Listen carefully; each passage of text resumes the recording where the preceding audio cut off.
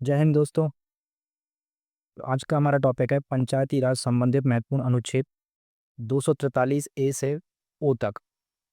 कुल 15 अनुच्छेद हैं जो इस भाग में दिए गए हैं, और ये जो भाग है वो संविधान बनने के बाद जोड़ा गया था। ठीक है, तो हमें आज इसको ही कंप्लीट करना है। टोटल 15 अनुच्छेदों को हम एक एक करके सभी अनुच्छेदों को याद करेंगे ट्रिक के साथ। सबसे पहले हम ये देख लेते हैं कि आज का हमारा टेबल ऑफ कंटेंट क्या है, मतलब हम क्या क्या करने वाले हैं।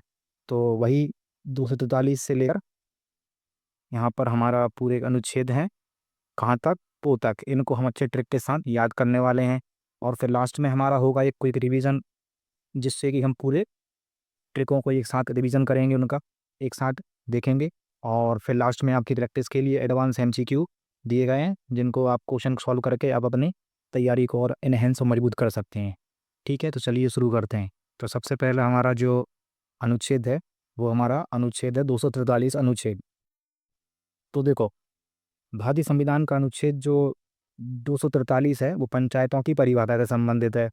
तो सबसे इसको ट्रैक करने की, याद करने की जो है वो क्या है, सबसे पहला जो अनुच्छेद होता है वो परिभाषा से संबंधित होता है। ठीक है, तो हमें इसे ऐसे याद रखेंगे कि सबसे पहला जो अनुच्छेद है 243 वो किससे होगा, वो परिभाषा से संबंधित होगा उसकी। ठीक है, तो हमारा ये कंप्लीट हो गया। इसके बाद आते हैं हम अनुच्छेद नंबर ए पर। ए हमारा क्या है, ये हमारा है, इस अनुच्छेद में ग्राम सभा का उल्लेख किया गया है। इसे याद करने की ट्रिक क्या है, देखो, जो ए है ना, ए फॉर असेंबली, असेंबलीज मतलब सभा। तो ये ए हमारा जो है वो कैसे संबंधित है, ग्राम सभा से संबंधित है। मतलब ये जो कोड वर्ड दिए हैं ना, 243 ए के बाद ए बी सी डी, इन्हीं जो कोड वर्डों से हम ट्रिक बनाएंगे और उसको हम आसानी से याद करेंगे। ठीक है, तो इसी के साथ तरीके हमारा ये पहला अनुच्छेद ए कंप्लीट हो गया। ए फॉर असेंबली, असेंबली मतलब ग्राम सभा। ठीक है, इसके बाद बी, 243 बी, ये क्या है हमारा, ये अनुच्छेद पंचायतों के गठन से संबंधित है। हम इसको कैसे याद करेंगे, देखो, बी फोर क्या होता है, बिल्ड। बिल्ड मतलब क्या होता है, गठन करना या निर्माण करना। ठीक है, अब किसी चीज़ का गठन कर रहे हैं या निर्माण कर रहे हैं तो किसका कर रहे हैं, पंचायतों का गठन कर रहे हैं। तो ये हमारा अनुच्छेद बी वाला कंप्लीट सेक्शन हो गया। ठीक है, A for assembly, B for build. अब इसके बाद आता है हमारी पंचायतों की संरचना, जो हमारा क्या है, सी, 243 सी। इस अनुच्छेद में पंचायतों की संरचना का वर्णन है, और इसको याद करने की जो ट्रिक है वो है हमारी सी फॉर कंस्ट्रक्शन। कंस्ट्रक्शन मतलब होता है निर्माण करना किसी चीज़ का। तो किसका निर्माण कर रहे हैं, संरचना का निर्माण करना है। तो ये हमारी ट्रिक हो गई, सी फॉर कंस्ट्रक्शन। ठीक है, अब आते हैं अनुच्छेद डी पर। तो डी हमारा क्या है, ये अनुच्छेद पंचायतों में आरक्षण। आरक्षण किस चीज़ के लिए, महिलाओं के लिए, एससी कैटेगरी के लिए, एसटी कैटेगरी के लिए, इन तीनों के आरक्षण की प्रावधान करता है। और डी मतलब क्या है, अब आरक्षण है तो लोगों की डिमांड होगी तभी तो आरक्षण होगा। तो डी से हम याद करेंगे डिमांड, और डिमांड किसकी, महिलाओं की, एससी की और एसटी की। तो महिलाओं की, एससी एसटी की डिमांड का जो हमारा आर्टिकल है वो कौन सा है, 243 बी, किसमें, पंचायतों में आरक्षण की चर्चा इसमें की गई है। इसके बाद हम देखते हैं पंचायतों का कार्यकाल, ई। देखो, इस अनुच्छेद में पंचायतों के कार्यकाल या अवधि जो कि 5 साल की होती है का उल्लेख दिया गया है। अब 5 साल की होती है, लेकिन हर चीज़ की एक्सपायरी होती है ना। ऐसा थोड़ी होता है कि कोई चीज़ बन गई है तो उसकी एक्सपायरी नहीं है। तो ठीक इसी प्रकार पंचायतों का जो कार्यकाल है उसकी भी एक्सपायरी है। तो ई से हम याद करेंगे एक्सपायरी, और एक्सपायरी किसकी, कार्यकाल की। तो एक्सपायरी है कि, ठीक है, तो ये हमारी ट्रिक हो गई है याद, जो हमारी समय से रिलेट करने करने वाली चीज़ों को दर्शाती है। ठीक है, इसके बाद हम देखते हैं सदस्यों की योग्यता, अनुच्छेद एफ। यह अनुच्छेद पंचायतों के सदस्य जो हैं उनकी अयोग्यता पद से हटाने के संबंध में प्रावधान करता है। तो एफ और मतलब हम कर सकते हैं, अयोग्य कब हो गया, कोई फेल होगा, कोई व्यक्ति फेल हो जाएगा तभी तो वो अयोग्य कहलाएगा ना। तो हम एफ से याद करेंगे फेल। अब फेल कौन, मेंबर। तो फेल मेंबर का मतलब है अयोग्य सदस्य, मतलब जो उसकी क्राइटेरिया को पूरा नहीं कर पा रहे हैं वो फेल हो गए हैं। तो ये अनुच्छेद जो 243 एफ है वो दर्शाता है किससे, अयोग्यता से। किससे, पंचायतों के सदस्यों की अयोग्यता संबंधित है। इसी प्रकार हम देखते हैं जी, पंचायतों की शक्तियाँ जिम्मेदारियाँ। अब जी है पंचायत शक्तियाँ, मतलब पंचायतों की जो शक्तियाँ हैं, क्या क्या उनको पावर दी गई हैं, उनकी क्या जिम्मेदारियाँ हैं, रिस्पॉन्सिबिलिटी हैं, उनको याद करने के लिए। अब जी मतलब देखो, जो जो शक्तियाँ हैं और जिम्मेदारियाँ, सबसे ज़्यादा सब चीज़ भगवान के ही पास है, जिम्मेदारी भी उन्हीं के पास है। तो जी फॉर गॉड, गॉड के पास क्या है, बहुत सारी शक्तियाँ हैं और जिम्मेदारियाँ हैं। तो हम जी से ऐसे याद कर लेंगे। ठीक है, थोड़ा सा एक अल्टरनेटिव वे है याद करने की। बट ये जो तरीका है बहुत ही मतलब आसान तरीका है, इससे हमें देखते ही माइंड में क्लिक होगा। यदि आप एक या दो बार इन चीज़ों को रिवीजन कर लेते हैं ना, तो ऑटोमेटिकली आपके माइंड में फिर आने लगेंगे कि अच्छा जी है तो हमारा गॉड पर पावर है, ठीक है। और एफ है, यदि कोई बोले एफ है, अभी हमने पढ़ा फेल मेंबर है, कोई अच्छा अयोग्यता से बात चल रही है, ठीक है। तो इसी प्रकार हम आगे बढ़ते हैं और देखते हैं पंचायतों को कर लगाने की शक्ति। अनुच्छेद 243 का एच है। अब यह अनुच्छेद टैक्स लगाने, कारोपण करने या शुल्क लगाने शक्तियाँ देता है। अब देखो टैक्स लगा रहे हैं तो सरकार कम टैक्स लगाई ही नहीं, टैक्स ज़्यादा ही लगा रही है।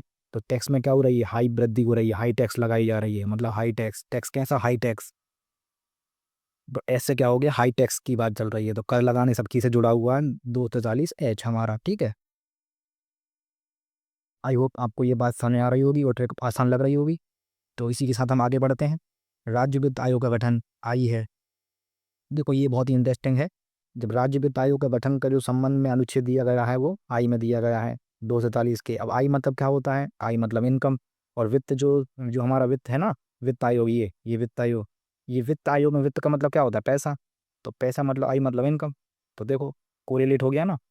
तो हमें वही चीज़ देखनी है कि जो 243 जो दिया है उसके बाद मतलब क्या लेटर लिखा आ रहा है, उसको ही हम कोरिलेट करेंगे और अपनी जो ट्रिक है उसको हम इससे कंबाइन कर देंगे, जो हमें आसानी होगी याद करने में, ठीक है। अब पंचायतों के लेखा परीक्षण अनुच्छेद 243 का जे है। अब जे है, अब देखो लेखा परीक्षण होता है, परीक्षण मतलब जांच पड़ताल करना, किसी चीज़ की ऑडिटिंग करना, लेखा परीक्षण करना, उसके संबंध में ये अनुच्छेद कहता है। अब इसकी ट्रिक क्या होगी, जे फॉर मतलब क्या होता है, जांच करना। जे से क्या करेंगे हम, जांच करना। जांच किसकी, लेखा परीक्षणों की, पंचायतों के की, कि कोई काम सही से हो रहा है या नहीं हो रहा है, कुछ कुछ भ्रष्टाचार तो नहीं हो रहा है, क्या जो चीज़ें थी वो सब सही चल रही हैं या नहीं चल रही हैं। तो उन्हीं चीज़ों के बारे में ये है। तो जे फॉर जांच हो गया। अब इसके बाद आते हैं हम के पर, पंचायतों के लिए निर्वाचन आयोग अनुच्छेद के। देखो इस अनुच्छेद में पंचायतों को निर्वाचन आयोग और निर्वाचन चुनाव की बात की गई है, मतलब चुनाव कैसे होगा पंचायतों में, इस अनुच्छेद में ये बात की गई है। क्या याद करने की ट्रिक क्या है, देखो याद करने की ट्रिक है, लोग लोग कह रहे हैं यार अब तो बहुत हो गया यार, अब तो चुनाव करा लो यार, अब तो करा लो, क्या करा लो, चुनाव करा लो। और इस ये जो पंचायत का जो मुखिया ऐसे हटाओ, दूसरा लेकर आओ। तो के फोर चुनाव करा लो, तो करा लो से के से याद करेंगे क्या, चुनाव करा लो, क्या करा लो, चुनाव करा लो, चुनाव की बात की गई, ठीक है। इसी प्रकार हम देखेंगे संघराज क्षेत्र में लागू होना 243 एल। ये अनुच्छेद प्रावधान करता है कि पंचायतों को संघ राज्य क्षेत्रों में लागू किया जाएगा। देखो लागू किया जाएगा किसको, संघ राज्य क्षेत्रों में लागू किसको, पंचायतों को। देखो एल से लागू, एल से संघ राज्य क्षेत्रों में लागू किया जाएगा। कि ये तो बहुत आसान ट्रिक हो गई हमारी याद करने के लिए, ठीक है। वही मैंने पहले ही बोला आपसे कि जो जो दिए गए हैं ना अल्फ़ाबेट, उन्हीं को अच्छे से समझना है कि उनका क्या निमोनिक्स बन रहा है। और उन्हीं को एक कहानी के तौर पर, एक हिंट के तौर पर हमें देखना है, जो कि हमें हमारे एग्जाम में ऑप्शन में हमें सहायता करेगा और हमारा माइंड अचानक से उसे क्लिक कर लेगा, ठीक है। तो कुछ क्षेत्रों में लागू ना होना, क्या है ये, अनुच्छेद 243 एम है। कुछ विशिष्ट क्षेत्रों में लागू ना होने के संबंध में प्रावधान, मतलब ऐसा तो नहीं है पूरे ऑल इंडिया में पंचायतों का जो प्रावधान है वो सही में लागू होगा। कुछ जगहों पर लागू नहीं है, तो लागू नहीं है मतलब मुक्त है उस चीज़ से। तो एम से मतलब क्या याद करेंगे हम, एम से मुक्त करना। कुछ क्षेत्रों को पंचायतों से मुक्त रखा गया है, यानी वहाँ लागू नहीं होती हैं। तो इस चीज़ का मतलब है कि जो चीज़ दी गई है ना, यदि वो एक्स पार्ट में लागू हो रही है तो वो किन किन पार्टों में लागू नहीं हो रही है, उसके संदर्भ में ये अनुच्छेद है, ठीक है। तो एम से क्या कर दिया, उनको मुक्त कर दिया, मतलब यहाँ तो चल रही हैं लेकिन यहाँ नहीं चल रही हैं। तो ये मतलब हो गया एम से मुक्त करने का, ठीक है। तो ये हमारी एक ये हो गई, ट्रिक हो गई। अब आते हैं हम पंचायतों को निरंतर बने रहना, 243 एन से संबंधित है। यह अनुच्छेद पंचायतों के संबंध में विधियों और पंचायतों को निरंतर बने रहने के संबंध में प्रावधान करता है। मतलब इसकी कंसिस्टेंसी के बारे में बात करती रहती है। और बने रहना मतलब निरंतर बने रहना, तो एन फॉर निरंतर बने रहना। तो एन से निरंतर बने रहना, ठीक है। याद करने की थे क्या, एन से निरंतर बने रहना, पंचायतों को निरंतर बने रहने की बात हो रही है, ठीक है। तो ये हमारा इस आर्टिकल का सबसे लास्ट आर्टिकल है, अनुच्छेद 243 ओ। क्या है ये, न्यायपालिका का हस्तक्षेप नहीं। इस अनुच्छेद में प्रावधान किया गया है कि पंचायतों के चुनाव संबंधी मामलों में न्यायपालिका हस्तक्षेप नहीं करेगी। मतलब न्यायपालिका को अधिकार नहीं है कि वो चुनाव संबंधी मामलों में अपनी दखल अंदाजी करे। तो याद करने की क्या है, ऑब्जेक्शन नहीं, किस पर, पंचायतों से संबंधित चुनावी मामलों में न्यायपालिका की दखल अंदाजी। न्यायपालिका चुनाव मामलों में ऑब्जेक्शन नहीं करेगी। ओ फॉर ऑब्जेक्शन, ऑब्जेक्शन किसी चीज़ का कोई हस्तक्षेप करना, किसी चीज़ के बारे में रोक टोक करना, इसलिए अनुच्छेद 243 को न्यायपालिका के हस्तक्षेप से न करने से संबंधित है। तो हमने सबसे पहले देखा 243 और इसके बाद हमने ए से लेके ओ तक देखे। तो टोटल हमने कितने देख लिए? 16 देख लिए। 16 में सबसे जो पहला ए है वो तो हमारी क्या थी? परिभाषा थी। इसके बाद हमने जितने भी जो आर्टिकल रहे हैं उनको हमने क्या करा है? ए से लेके जेड तक, सॉरी ए से लेके 15 तक हमने देखा है। ठीक है। अब इसी के साथ कुछ इंपॉर्टेंट चीज़ें जो एग्जाम के पॉइंट ऑफ व्यू से इंपॉर्टेंट हो जाती हैं। सबसे पहला है 73वां संविधान संशोधन जो हुआ था 1992 में, वो इसी पार्ट से रिलेटेड है। जो संविधान में 15 अनुच्छेद 2 अपन ने अभी जो पढ़ा है ए से लेकर ओ तक को भाग 9 में जोड़ दिया गया था। मतलब भाग 9 जोड़ दिया गया था, उसमें ये अनुच्छेद डाल दिए गए थे। कहाँ से? 243 ए से 243 ओ तक। और पंचायतों का जो सामान्य कार्यकाल होता है वो कितना होता है? 5 वर्ष का होता है। ठीक है। और पंचायतों से संबंधित ही एक अनुच्छेद है अनुच्छेद 40। जो अनुच्छेद 40 है वो ग्राम पंचायतों में संगठित करने का निर्देश देता है। और यह जो है राज्य के नीति निर्देशक तत्वों का हिस्सा है। मतलब बीपीएसपी जो है ना हमारी, directive principle of state policy, उनसे रिलेटेड है, पंचायतों से संबंधित। तो मैंने इसको यहाँ पर भी इंक्लूड कर दिया है जिससे आपको एक ही जगह सब चीज़ें आसानी से याद करने को मिले। तो हम इसके साथ अब लास्ट में देख लेते हैं एक बार क्विक रिवीजन के तौर पर कि हमने क्या क्या इस क्लासेस में किया अभी तक। तो सबसे पहले हमने सबसे पहला पढ़ा परिभाषा। इसके बाद ए हमने पढ़ा, ए फॉर असेंबली, असेंबली मतलब होता है ग्राम सभा। बी फॉर बुल्ड, बुल्ड मतलब गठन। सी फॉर कंस्ट्रक्शन मतलब संरचना, पंचायतों की संरचना। इसके बाद डिमांड, डिमांड मतलब आरक्षण, किसके लिए? महिलाओं के लिए, एससी के लिए, एसटी के लिए। ई फॉर एक्सपायरी, एक्सपायरी मतलब का कार्यकाल, उसकी अवधि। और एफ फॉर फेल मेंबर, देखो आपको याद आया होगा, एफ फॉर फेल मेंबर सदस्यों की आयुपता। जी फॉर गॉड यानी पावर यानी शक्तियाँ। एच फॉर हाई टैक्स यानी कर लगाने की शक्ति। आई फॉर इनकम यानी राज्य वित्त आयोग। जी फॉर जांच करना यानी लेखा परीक्षण करना। और निर्वाचन आयोग के फॉर मतलब करा लो इलेक्शन या कराओ इलेक्शन। ठीक है। तो ये थोड़ा सा याद करने वाला इंपॉर्टेंट है। और इसके बाद संघ राज्य क्षेत्रों में लागू होना, एल फॉर लागू करना, एम फॉर मुक्त करना, और एन फॉर निरंतर बने रहना, ओ फॉर ऑब्जेक्शन नहीं होना। मतलब न्यायपालिका हस्तक्षेप नहीं करेगी किसमें? पंचायतों से संबंधित चुनावी मामले में। अब इसी के साथ हम ये देखते हैं कि हमने पूरा अनुच्छेदों को ट्रिक से याद कर लिया है।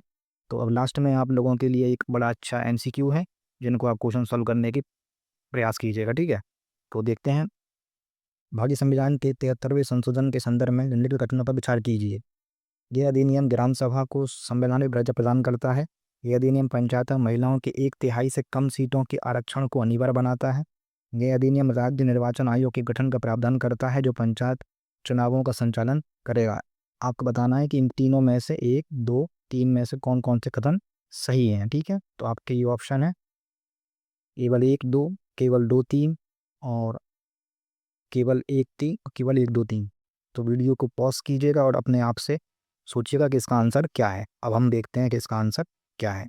आंसर हमारा है केवल 1 और 3। मतलब हमारा दो जो ऑप्शन है वो गलत है। अब इसका हम देखते हैं एक्सप्लेनेशन। कथन 1 में क्या कहा था?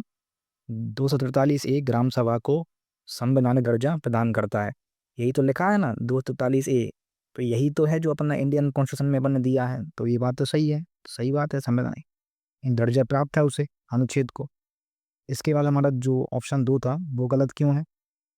यह अधिनियम महिलाओं के लिए कम से कम 1/3 सीटों के आरक्षण को अनिवार्य बनाता है, 1/3 से कम नहीं। मतलब इसने क्या कहा था? 1/3 से कम की बात कर दी थी, लेकिन जो असली में जो बात है वो क्या है? कम से कम 1/3 सीटों का आरक्षण तो अनिवार्य है। ठीक है। इसलिए ये ऑप्शन गलत है। क्यों? क्योंकि उसने 1/3 से कम की बात की थी, लेकिन वास्तव में सीटें कम से कम 1/3 होनी चाहिए, होनी चाहिए इतनी, लेकिन ये कह रहा था कि नहीं है। और इसके बाद जो हमारा लास्ट ऑप्शन है कथन 3 सही है। अनुच्छेद 243 के, देखो के बोर मतलब क्या? कराओ इलेक्शन, राज्य निर्वाचन आयोग के गठन का प्रावधान करता है। ठीक है। तो ये हमारा क्वेश्चन नंबर 1 कंप्लीट हो गया। अब हम देखते हैं क्वेश्चन नंबर 2। प्रश्न 2, भारतीय संविधान का कौन सा अनुच्छेद राज्य वित्त आयोग के गठन से संबंधित है जिसका उद्देश्य पंचायतों की वित्तीय स्थिति की समीक्षा करना? देखो पंचायतों की वित्त आया, वित्त माने इनकम आई। तो आप यहाँ पे बताओ ऑप्शन में कौन सा सही है? मैंने आपको हिंट दे दी है। देखो उत्तर है बी। बी मतलब हमारा 243 आई, आई मतलब इनकम, इनकम मतलब वित्त। तो देखो कहीं ना कहीं वो चीज़ें हमें बड़ी हेल्पफुल हो रही हैं अगर हम इन चीज़ों को इस तरीके से हमने जो ऊपर देखा है उसे याद करते हैं, 1 या 2 बार ही हम याद कर लेंगे, तो हमारा ये जो प्रॉब्लम है वो दूर हो जाएगी और हमें ये चीज़ें आसानी से याद हो जाएँगी। और इसके बाद देखो, इसका हम देख लें थोड़ा-सा। अनुच्छेद 247 एच किससे संबंधित है? पंचायतों की कर लगाने की शक्ति से। एच माने हाई टैक्स, अपन ने ट्रिक याद करी थी, ठीक है। इसके बाद देखो, ये तो अपन ने अभी देखा है, आई आई मतलब इनकम और इनकम यानी वित्त है। जे जे मतलब क्या होती है? जाँच, जाँच माने लेखा परीक्षण की समिति, और के माने कराओ इलेक्शन। तो ये हो गया हमारा पूरा टोटल कंप्लीट। देखो, इसी के साथ हमने आज इस टॉपिक में पंचायत से संबंधित जो अनुच्छेद थे वो हमने पूरे याद कर लिए, ट्रिक के साथ देख लिए, उनका रिवीजन देख लिया और हमने एमसीक्यू भी लगा लिए। तो आई होप आपको ये चीज़ पसंद आई होगी। तो और एक महत्वपूर्ण सूचना, आपको ये जो पीडीएफ है, इसको प्राप्त करने के लिए आप हमारे टेलीग्राम चैनल से जुड़ सकते हैं। वहाँ पर ये PDF free of cost provide कर दी जाएगी। मिलते हैं नेक्स्ट वीडियो में। धन्यवाद। जय हिंद।